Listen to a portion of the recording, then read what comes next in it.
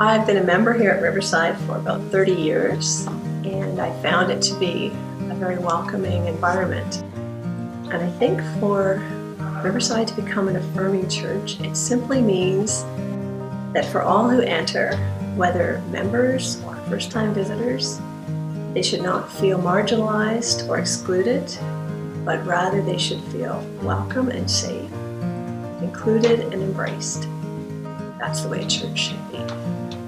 We did a thorough review of what people thought we would be and what we should be doing, and we landed on we are an inclusive Christian community.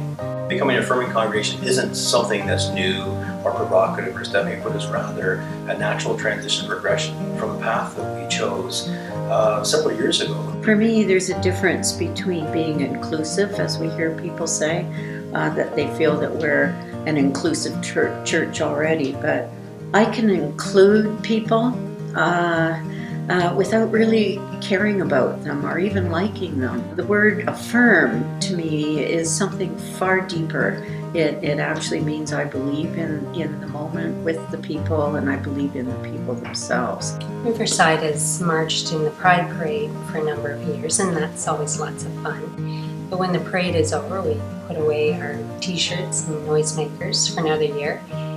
And I'm not sure just marching in the Pride Parade sends a strong enough message. I have a lot of LGBT friends, and I love them very much, and I really want them to have a place where they can worship and just be their true self. I think that being an affirming congregation would let everyone know really well that Riverside is welcoming and celebrates everybody. And I think that's what God is calling us to do. So for Riverside to become an affirming congregation means a lot to me personally, because it means it's a place of inclusiveness. It means for someone like myself who is coming for the first time, I know that I can sit next to my partner and feel comfortable. I remember the first time we came to Riverside, we were very worried about thoughts and opinions of others, to the point where we would leave space in between us so that, we wouldn't get the awkward glances and such. So as we spent more time at Riverside, we came to know that this was an inclusive place, and we really were made to feel so welcome, and from that point forward we knew that this was a home for us, and that's what made us decide to become official members and join Riverside. And since that time it's been so welcoming and such a great community to be part of, and I would love to see us become affirming, because that being able to post ourselves or publicly notify people that we are an affirming congregation really means for others that they can come and feel welcome right off the bat. For me, it's about safety. We want to believe that this is a safe place. I am a middle-aged, straight, white Christian guy. Most of the world's a safe place for me. So I don't know that much about the marginalized. I mean, I try to empathize. In the affirming process, there's a body of knowledge there that this is what it means. This is what a safe place looks like. So let's do that. It's also a flag. It's a sign that says this is a safe place because it's been tested. It's met a standard. It's like the little green sign that you get in the restaurant window that says this is a safe place. When people are looking for a church, it's usually because the one that they used to belong to, or perhaps were raised in as a child, is no longer viable to them. So they're really looking. And I want Riverside United to be a church that is an obvious choice for them, and that there are no questions about whether they will be accepted or loved or celebrated in their church community. And it seems to me that once they get through the door here at Riverside, they're going to find themselves a home. So I know there are a lot of people who are concerned about having the label of Affirm attached to our community, because Riverside's already a very welcoming community to all sorts of people. And so there are people who maybe don't think that we need to have that label attached. But as somebody who is from the LGBT community, the label's really important, because for so many of us, we have been excluded from churches because of a label.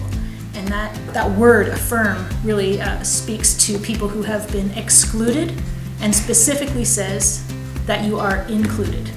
It would be the same as it always has been. It's just giving people knowledge that want to come here, that of different sexual orientation, then they're welcome. They're welcome anyway, but Yes. this would let them know that this is a safe place. That's what people need. It's anyone that comes through the door is welcomed and becomes part of the family. And I look at this as our church family. And we would never want to leave this church. No. Like Mark, we're going to stay forever. Yeah. I had a friend back in the 1970s who said to me one day, we were working in the same place, and he said to me, Ken, I need to tell you something, that I'm gay. I'm coming out of the closet and I'm gay. And I said to him, I said, okay, John, so you're gay, I'm heterosexual, so what difference does that make to us? Because, you know, you're still my friend, your sexuality really doesn't matter to me. It's who you are as a person that's most important. What I've come to realize over the years is basically we're all one humanity. And the diversity that we have, that we are, just brings to enlighten our lives in general, quite frankly. So that's why I think it's really exciting that this church, that this congregation affirms, because it really, you know, in a personal side, it really fits in with who I am. I started worshiping at Riverside about 4 years ago when I started school at Western.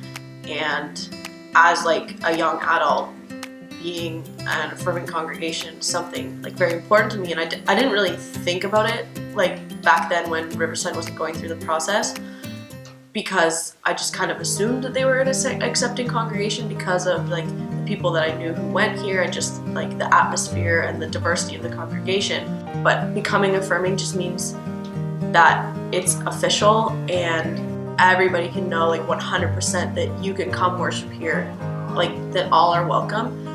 Just taking the step and going through the process, it's just another step towards becoming like the best church community that can be, and being integrated into like the greater London community and partnering with different organizations to just grow our church family and continue to increase our diversity and help people who maybe have had bad experiences with church in the past due to their skin color or their ethnicity, their sexual orientation, their gender identity.